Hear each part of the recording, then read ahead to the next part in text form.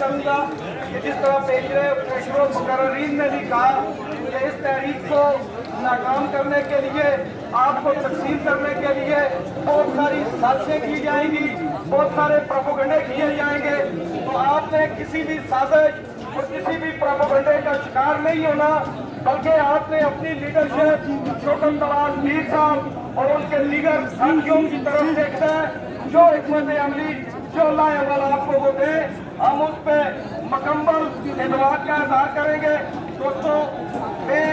صرف ایک بات یہ کہنا چاہتا ہوں کہ جب بھی کوئی عوامی تحریک، عوامی حقوق کی تحریک چلتی ہے تو پھر ریاست اس کو تقسیم کرنے کے لیے سب سے پہلا جو ڈنڈا استعمال کرتی ہے وہ آپ کو ایجنٹ کہہ کے پکارے گی۔ جیسے آج اس تحریک کو یہ کہا جا رہا ہے کہ یہ بیرونی آدھار، دوسرا مذہبی تفریق اور قومی تفریق پیدا کرنے کی کوشش کی جائے گی، تو آپ تمام دوستوں نے کسی بھی قسم کے پروپیگنڈے کا شکار نہیں ہونا، انشاءاللہ آخری فتح ہماری ہوگی۔